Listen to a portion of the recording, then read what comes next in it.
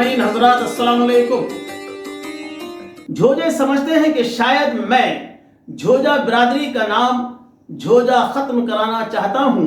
झोजा नाम खत्म कराना मेरा मकसद नहीं है, बल्कि झोजा नाम की वजह बताना ही मेरा मकसद है। इंसान को अगर अपनी नस्ल मालूम हो जाए तो उसका शुमार जिंदा कौमों में होता है। समाज और तारीख के नज़दीक और ख़ुद झोजों को ये मालूम नहीं कि झोजे कौन हैं और उनकी नस्ल क्या है, कहाँ से आए हैं। इसलिए समाज उन्हें तरक्की याफ्ता और जिंदा कौमों में शुमार नहीं करता है। झोजों का शुमार आज पिछड़ी कौमों में है। माजी से अनजान होने के सबब आज जो हालत है वही हालत तारीख में माजी की मानी जाएगी।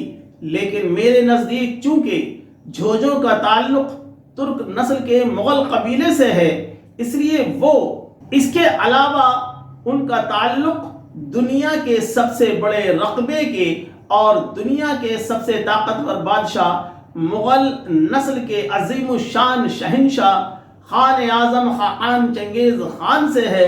इसलिए उनका माजी बहुत ताबनाक रहा है। ये लोग तरक्की की बुलंदियों पर कायम रह चुके हैं। आलम इस्लाम को नई ताकत नई राह दिखाने वाले हैं। महज़ब और जिंदा कौमों में शुमार थे। चंगेज़ खान के लड़कों में चुग़ता खान और जूजी खान वगैरह की औलादें हिंदुस्तान में बाबर के साथ तारीख में दिखाई देती हैं। मुग़लों की हिंद में आमद इन्हीं चंगेज़ी मंगोलों ने बहुत बार हिंदुस्तान पर चढ़ाई की है। सुल्तान अल्तमश सन 1211 से 1236 के दौर में चंगेज़ खान सुल्तान मोहम्मद ख्वारिज़्म शाह के बेटे सुल्तान जलालुद्दीन का पीछा करता हुआ पेशावर तक आ गया था। हुरात में बलवा हो जाने के सबब उसे वापस लौटना पड़ा था। सुल्तान अल्तमश के लड़के सुल्तान नासिरुद्दीन महमूद के दौर सन 1246 से 1266-65 में वजीर बलबन ने कई बार मंगोलों के हमलों को रोका। सुल्तान बलबन सन 1266 से 1286 के दौर में मुगलों ने 1286 में पंजाब पर जबरदस्त हमला किया। सुल्तान अलाउद्दीन खिलजी के अहद में सन 1306 में 2 लाख मुगलों ने हमला किया और शिकस्त खाई। कोहनूर, तारीख दिल्ली 1937। रूस सोवियत संघ के मुवर्रिख कोआ अंतोनोवा अपनी तारीख भारत का इतिहास में लिखता है कि सन 1241 में मुगलों ने लाहौर पर कब्जा किया। सन 1265 में बलबन ने मुगलों को पीछे धकेला। जलालुद्दीन खिलजी के दौर में एक बार फिर मुगलों ने 1290 में हमला किया। जलालुद्दीन ने कुछ को भगा दिया और कुछ को खरीद कर अपनी फौज में कर लिया। अलाउद्दीन के दौर सन 1296 से 1316 तक मुगलों के धावे पहले से सख्त थे। 15 से 30 हजार तक मंगोल फौज अलाउद्दीन की फौज में शामिल थी। अलाउद्दीन के राज में आखिरी बार मंगोलों ने सन 1306 में हमला किया। अलाउद्दीन ने रावी के किनारे मंगोलों को बुरी तरह हराया।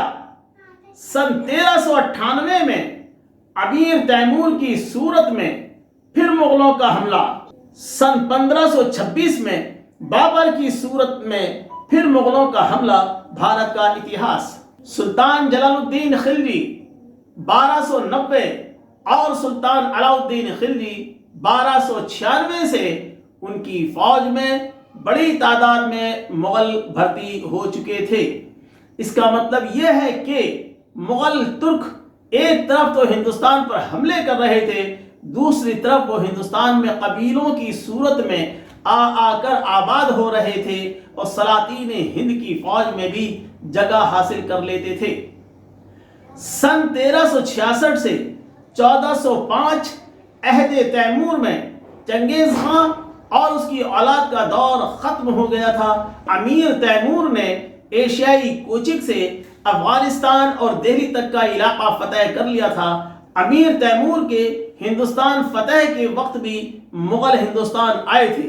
چنگیز خان کے بڑے لڑکے جوجی خان 1236 اور 1256 کی اولاد ازبک بھی کہلاتی ہے، اور ازبکوں کا ہندوستان میں مضبوط پوزیشن میں ہونا تاریخ سے ثابت ہے۔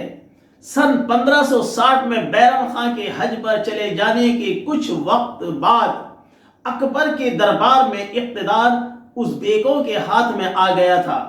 تاریخ کے یہ اوراق ثابت کر رہے ہیں کہ دہلی کے سلاطین جو کہ تاتاری النسل تھے کے دور میں ہی مغلوں کی آمد ہندوستان میں شروع ہو گئی تھی۔ جہاں ایک طرف وہ ہندوستان پر حملے کر رہے تھے، وہیں ہندوستان کی فوجوں میں بھرتی بھی ہو رہے تھے اور آباد بھی ہو رہے تھے۔ تاریخ سے صاف ظاہر ہے کہ جب منگول ہندوستان میں آنا شروع ہوئے تو ان کا پیشہ سپہ گیری ہی تھا۔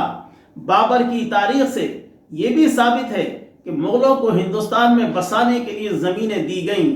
اب اگر ہم ہندوستان کے پردہ سمیع پر نگاہ ڈالیں تو دیگر تاتاری ترکوں کی طرح منگول بھی ہند کے ذات پات کے نظام میں سمائے ہوئے دکھائی دیتے ہیں۔